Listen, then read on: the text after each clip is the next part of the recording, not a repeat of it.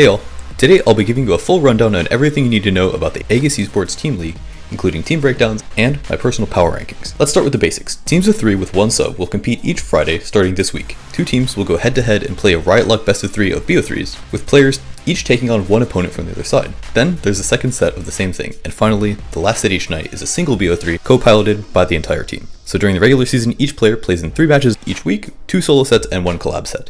Teams will be divided into 8 groups for the regular season, with a draw show streamed on Twitch tomorrow. At the end of the regular season, the top team in each group will advance directly to playoffs, while the second and third seed will be seeded into a Swiss bracket for which 8 teams will survive. Next, the first seeds will choose their round 1 playoff opponents in what is always a bit of a spectacle to watch, before the 16 playoff teams fight through a single elimination bracket using the all-kill format. This format is 3v3, where a single set is played at a time.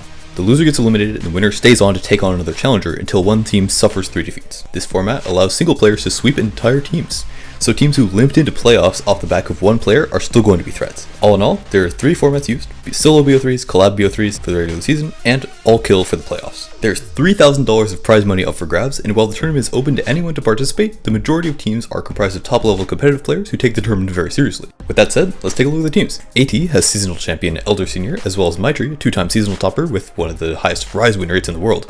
Look for them to play slower control decks like Darkness, Heimerjace, and Karma. Duck Peak has Ladder Warriors, Quacko, and Rusticles, who both have over 450 LP currently, but the X Factor will be X, who came absolutely out of nowhere to finish top 8 on ladder as well as making a deep seasonal run. These guys barely missed playoff last season and are looking to rebound.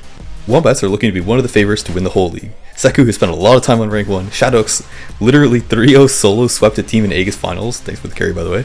Milk is some sort of rat creature I guess, and Beast Llama is the best Echo player in the world, maybe after Broken Ball. Speaking of BB, this team is another one of the tournament favorites, featuring 3 of the best players in all of Europe.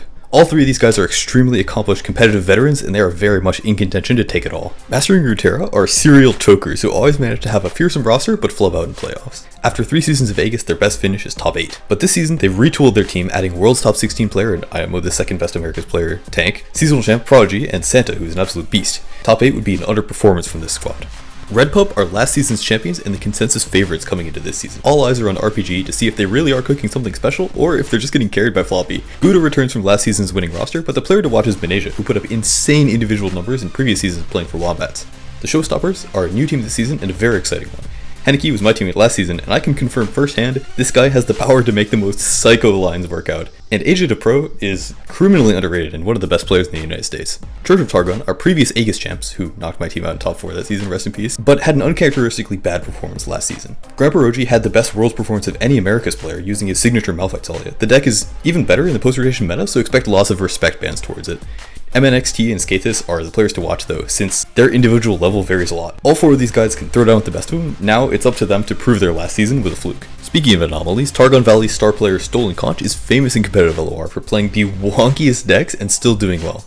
Expect to see something you have never seen before every week. Griff is Targon Karma enjoyer, and Dragon Guy is a grassroots tournament grinder who plays a lot of Demacia.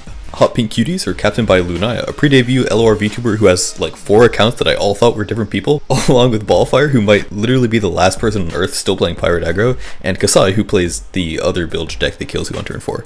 Tron has Monty, who is always mad about his team being underrespected, Donut, who is slowly gaining notoriety for refining archetypes people thought were already solved, Jansports, who reached Aegis finals with Stromboli, and Swiffer, who is low-key the best player on this team, perma-chilling in High Masters.